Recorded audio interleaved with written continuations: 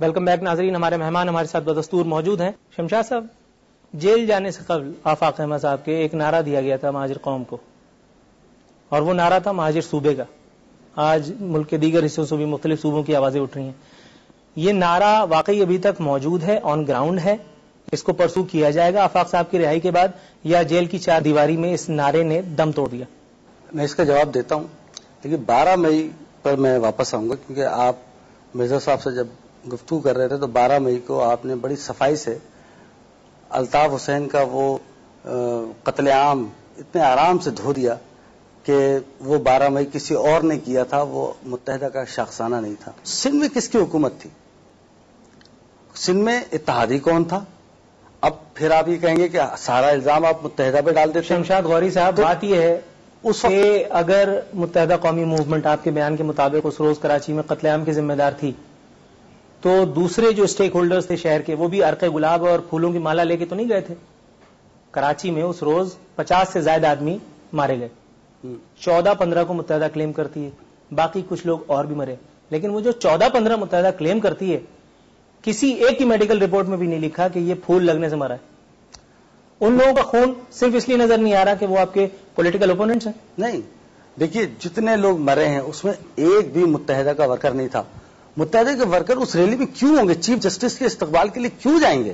مطلب عجیب سی بات نہیں لگتی آپ کو کہ جو چیف جسٹس کی بحالی کی مخالفت کر رہا ہے، جو جنرل مشرف کا الائی بنا ہوا ہے، اور جس کے 12 مئی کا کارنامہ انجام دینے کے بعد جنرل مشرف اسلام آباد میں دونوں ہاتھ ایسے کھڑے کر کے کہتا ہے دیکھیے میری کراچی میں طاقت، تو متحدہ کے لوگ کیسے مر جائیں گے اس واقعے میں؟ اور آپ کے چینل نے کیا نہیں دکھایا اور آپ کے چینل پہ کیا نہیں ہوا؟ سچ کو اتنی آسانی سے دھویا نہیں جا سکتا.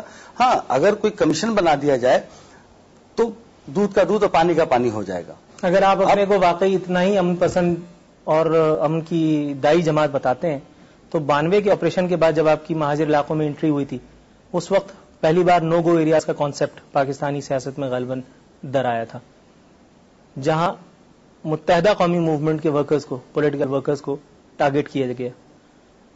یہ کیا گارنٹی اس بات کی کہ اس بار اگر آپ ٹیک اوور کرتے ہیں، اگر انورٹڈ کاماز، اس بار پھر وہی سب خونی تاریخ دہرائی نہیں جائے گی؟ ٹیک اوور کا جو لفظ ہے وہ مناسب نہیں لگ رہا مجھے. اگر ان کو ریپلیس کرتے ہیں شہر سے، چلیے ان کو بھی ریپلیس نہ کیجیے نا. کیوں ریپلیس کرتے ہیں آپ ان کو؟ آپ ان کے ساتھ مل کر ریپلیس کر دیا. اگر آپ ان کے ساتھ مل کر کے رہ سکتے تھے تو کیا ضرورت تھی اپنی 1.5 کی الگ مسجد بنانے کی؟ ایک ساتھ ہی رہتے نا. اس کا مطلب ہے کہ ایک میان میں دو تلواریں نہیں رہ سکتی. اس طرح ساتھ نبھنا ہے دشوار سا. تو بھی تلوار سا، میں بھی تلوار سا، ایک ہی رہے گا نا. یہ آپ کا تصور ہے.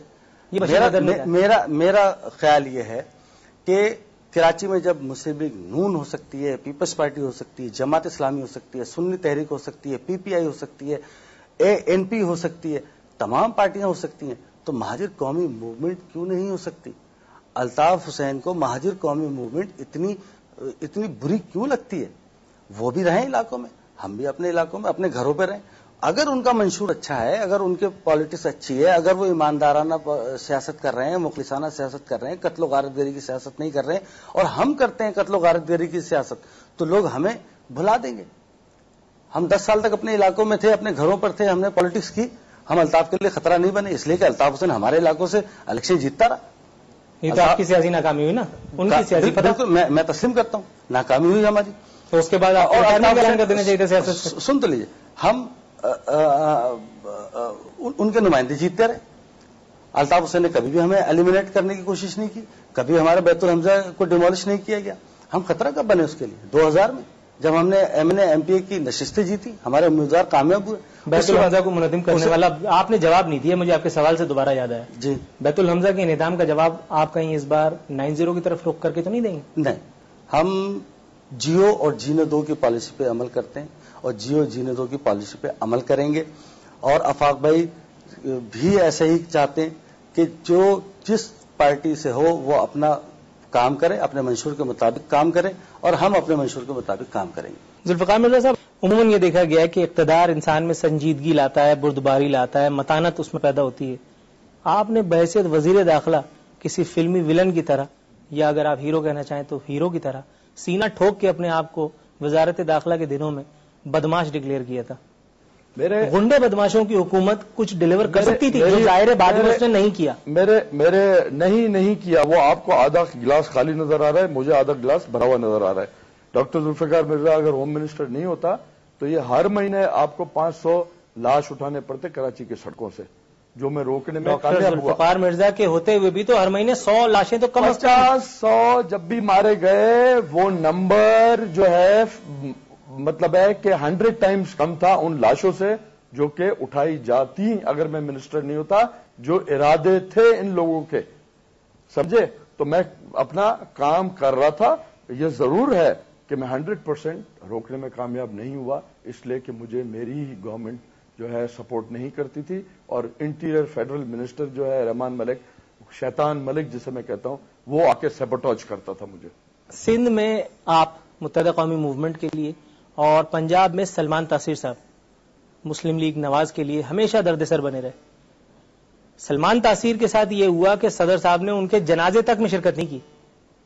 जुल्फिकार मिर्जा का क्या होगा? मैं चाहूंगा कि जब भी मेरा जनाजा निकले, मैं अपने दोस्त को कहूंगा कि वो मेरे जनाजे में शामिल नहीं हो, क्योंकि उसके लिए सिक्योरिटी रिस्क पाकिस्तान में सबसे ज्यादा है। सबसे ज्यादा दुश्मन अगर हैं तो आसिफ अली जरदारी के हैं। मैं नहीं चाहूंगा कि वो मेरे जनाजे में आके अपने को एक्सपोज करें। शमशाद गौरी साहब, एक एक करके तमाम साथी आफाक अहमद साहब का साथ छोड़ते चले गए। आपके ख्याल में इसके बावजूद भी आप सर्वाइव कर पाएंगे? बिल्कुल कर पाएंगे। और जो लोग गए, मैंने उनकी अभी आपको वजाहत की कि बहुत सारे लोग होते हैं जो नहीं सह पाते हैं। मैंने कई मिसालें दी मुख्तलिफ पार्टीज की कि नहीं सह पाते हैं। कुछ लोग टूट जाते हैं, हिम्मत नहीं होती, कुछ लोग लालच में आके बहक जाते हैं। लेकिन हम और हमारे तमाम कारकुनान वो आफाक अहमद की तरफ देखते हैं, और जिस दिन आफाक भाई आएंगे, ये जितने भी लोग गए इनसे कई गुना तादाद जो है वापस आएगी। आफाक अहमद कराची में अमन की जमानत है। आफाक अहमद कराची में इंशाअल्लाह ताला अमन लाएंगे, महाजिरों को यरमाली सूरत हाल से बाहर निकालेंगे, और कराची के नौजवानों को, बच्चों को असले से निकाल करके कलम की जानिब लेकर आएंगे। जुल्फिकार साहब, आपने इशरतुल इबाद साहब को लैंड ग्रैबर का, बाबर गौरी साहब आपकी नजर में कंटेनर चोर है। ये फरमाइएगा, बहैसियत एक सियासतदान, एक जिम्मेदार सियासतदान, आपने ऐसे कौन से तीर चलाए कि जो सियासत और मुल्क के अवाम आपको हमेशा याद रखें? मैं तो सबसे बड़ा चोर हूं, लेकिन वो अपने को छोटा चोर ही मान ले। नहीं, लेकिन उनके मानने से आपकी जवाबदेही नहीं होती ना सर। मैंने लैंड ग्रैबर अगर कहा तो मेरे पास प्रूफ है, और मैं वो प्रूफ दे चुका हूं। आपने ऐसे कौन से सुर्खाब के पर जड़े हैं? मेरे में कोई, मैं तो बहुत गुनाहगार हूं, बहुत खराब आदमी हूं। मेरे पास प्रूफ है, स्टेटमेंट लिखी हुई मेरे पास है एमडी मली डेवलपमेंट अथॉरिटी की, जिसके अपने हाथ से लिख के दिया है कि 27,000 प्लॉट में गवर्नर को दे चुका हूं। क्यों? गवर्नर का किसका वो प्लॉट था जो गवर्नर को मिला? 27,000 प्लॉट। और जो पैसे उसने गवर्नर को दिए पुलिस वाले लगवाने के एमक्यूएम के टाइम में, वो गवर्नर का क्या राइट बनता था पैसे लेके लगाना? अच्छा, मुझे एक बात बताइएगा, हाँ, ऑनेस्टली स्पीकिंग जी, आपने जितनी भी गोलाबारी की रहमान मलिक साहब के ऊपर, मुल्क के दूसरे सियासतदानों के खिलाफ, उनमें से ज्यादातर लोगों ने आपकी बात को अहमियत नहीं दी, आपकी बात का जवाब नहीं दिया। रहमान मलिक साहब का यह कहना था कि मैं इस बात का जवाब देना मेरी शान के खिलाफ है। शान? आपको ऐसा नहीं लगता कि कहीं जुल्फिकार मिर्जा बहुत यानी गैर अहम हो गया, बहुत छोटा हो गया? चोर को आप चोर बोलोगे, वो बोलेगा मैं चोर हूं, अहमियत दे। कभी बोला किसी चोर ने कि मैं चोर हूं? मैं तो प्रूफ कर रहा हूं, कागज लाके दे रहा हूं, लोगों की स्टेटमेंट्स लाके दे रहा हूं। मैं तो कह रहा हूं कि वो चोर है। और वो नहीं, इस तरह तो अल्ताफ हुसैन ने भी कह दिया कि जी मैं उनकी बात पे कुछ नहीं कहूंगा, लेकिन अमेरिका पाकिस्तान तोड़ना चाहता है। हां, नक्शे दिखा रहे हैं, न्यूयॉर्क टाइम्स के कागज जो मैंने नहीं दिखाए वो दिखाना शुरू हो गया। मेरी आधी स्टेटमेंट तो वो मान गया कि सही कह रहा है डॉक्टर जुल्फिकार, हां अमेरिका तोड़ना चाहता है, लेकिन मैं शामिल हूं या नहीं हूं, इसलिए मैं पठानों को मारा हूं या नहीं मारा हूं, उस पर उसने कोई रोशनी नहीं डाली। जुल्फिकार साहब, बातचीत के सिलसिले को जारी रखेंगे मगर एक वक्फे के बाद। नाजरीन, ब्रेक लेते हैं, ब्रेक के बाद मिलते हैं। मैं दावे से कहता हूं, अगर आप ही की हिफाजत पे खड़ा हुआ कोई पुलिस वाला आपको अभी इस वक्त 3rd डिग्री देना शुरू कर दे, आप तोते की तरह बोलेंगे, तोते की तरह। वो आपको 2 घंटे खिराज तहसीन पेश करेगा और आप अपनी तमाम तर रऊनत के साथ धड़ाम से जमीन बोस हो जाएंगे। जुल्फिकार मिर्जा कहीं नहीं मिलेगा, और उस वक्त मैं आप 500 खून कबूलेंगे। मैं आपकी बात एग्री कर रहा हूं, मैं तो आपसे یہ پوائنٹ کنٹیسٹ ہی نہیں کر رہا ہوں.